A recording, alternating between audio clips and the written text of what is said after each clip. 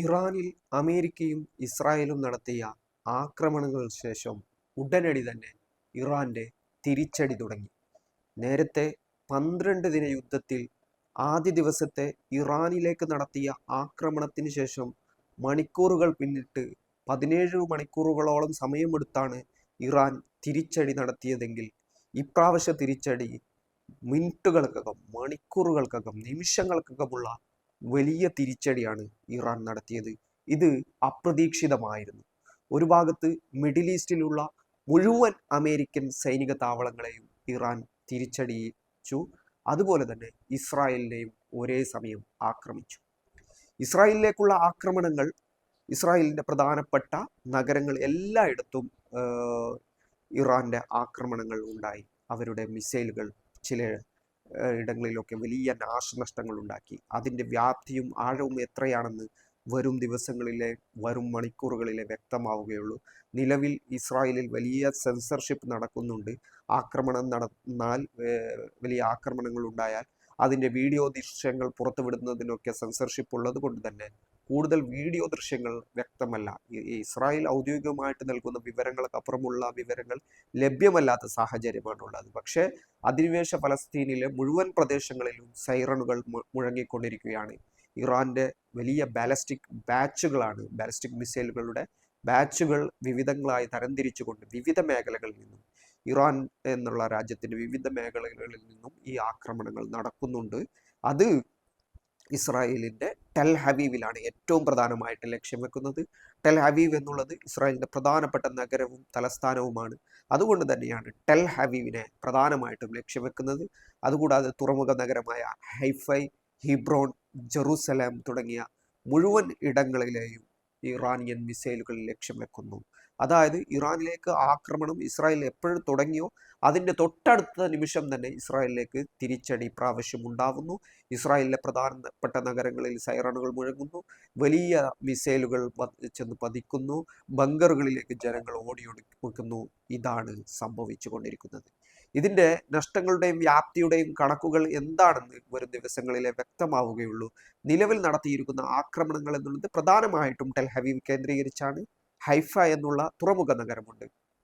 ഈ തുറമുഖ നഗരത്തെ നേരത്തെ വലിയ രീതിയിലുള്ള ഹിസ്ബുള്ളയുടെയും ഇറാന്റെയും അതുപോലെ തന്നെ മറ്റു ഈ യമനിലെ അൻസാറുള്ളയുടെ ഒക്കെ ആക്രമണങ്ങൾക്ക് വിധേയമായ സ്ഥലമാണ്. അവിടെയും ഈ ആക്രമണങ്ങൾ പ്രധാനമായിട്ടും നടക്കുന്നുണ്ട് എന്നതാണ്. അതിനോടൊപ്പം തന്നെ ഈ പ്രതിരോധ പ്രസ്ഥാനങ്ങളും ഈ ആക്രമണത്തിൽ പങ്കുചേരുന്നു എന്ന് മനസ്സിലാക്കേണ്ടതുണ്ട്. അവരും ഇസ്രായേലി നഗരങ്ങളെ ലക്ഷ്യം വെക്കുന്നുണ്ട്. അപ്പോൾ ഇസ്രായേലിലെ സർക്കാർ സംവിധാനങ്ങൾ ഔദ്യോഗികമായിട്ട് ജനങ്ങൾക്ക് അതീവ സുരക്ഷാ മാർഗനിർദ്ദേശങ്ങൾ നൽകിയിട്ടുണ്ട്. ആദ്യ മണിക്കൂറിൽ തന്നെ രാജ്യത്ത് അടിയന്തരാവസ്ഥ പ്രഖ്യാപിച്ചു കഴിഞ്ഞു. വ്യോമഗതാഗതം പൂർണ്ണമായിട്ടും തടസ്സപ്പെട്ടിരിക്കുകയാണ്. ബെൻഗറിയോൺ എയർപോർട്ടിനെ അടക്കം ലക്ഷ്യം വെച്ചുകൊണ്ടുള്ള ആക്രമണങ്ങൾ ഇറാൻ നടത്തി. ബെൻഗറിയോൺ എയർപോർട്ടിന്റെ പ്രവർത്തനം നിർത്തിവെച്ചിരിക്കുകയാണ്.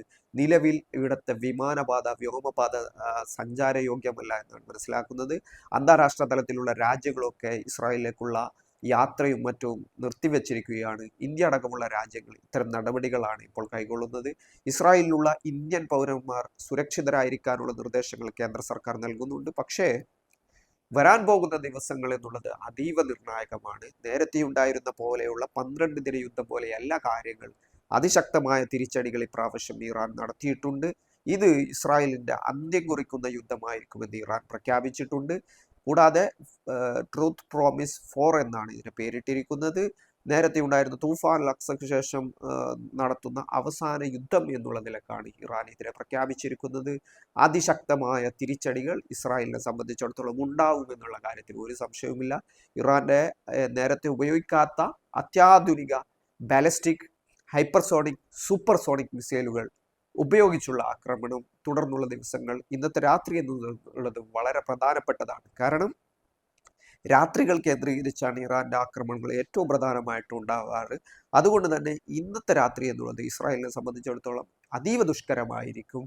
ഒരു ഭാഗത്ത് ഹിസ്ബുള്ളയും മറ്റുള്ള പ്രതിരോധ പ്രസ്ഥാനങ്ങളുടെ നിലപാടുകൾ മറ്റൊരു ഭാഗത്തുണ്ട്. എങ്കിൽ പോലും ഇറാൻ ആദ്യ മണിക്കൂറിൽ തന്നെ ഇസ്രായേലിന്റെ പ്രധാനപ്പെട്ട കേന്ദ്രങ്ങളെയൊക്കെ ലക്ഷ്യം വെച്ചിട്ടുണ്ട്.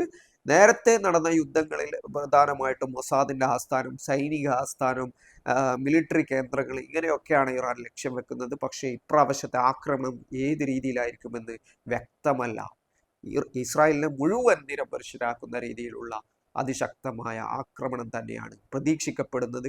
ഇസ്രായേൽ മുൻകരുതൽ എടുത്തിട്ടുണ്ട്. അവരുടെ താഡ് സംവിധാനം, അയൺ ഡോം സംവിധാനം, മുഴുവൻ ഡിഫൻസ് സിസ്റ്റമും പ്രവർത്തിക്കുന്നുണ്ട്. അമേരിക്കയുടെ യുദ്ധക്കപ്പൽ തൊട്ടടുത്ത് നിന്ന് തന്നെ ഡിഫൻസ് സിസ്റ്റം വർക്ക് ചെയ്യുന്നുണ്ട്. പക്ഷേ എങ്ങനെ ഇരുന്നാൽ പോലും ഇറാൻ ഒരു വ്യാപകമായിട്ടുള്ള യുദ്ധം, അഥവാ ഒരു നീണ്ടു നിൽക്കുന്ന യുദ്ധത്തിനാണ് തയ്യാറെടുത്തിരിക്കുന്നത്. നേരത്തെ തന്നെ ആ കാര്യം പറഞ്ഞിട്ടുള്ളതാണ്.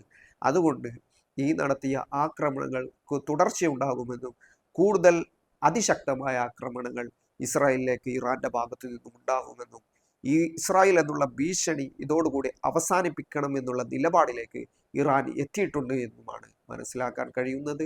ഇസ്രായേലിലേക്ക് അതിശക്തമായ ആക്രമണങ്ങൾ ഈ മണിക്കൂറുകളിലും തുടർന്നുകൊണ്ടേ ഇരിക്കുകയാണ്.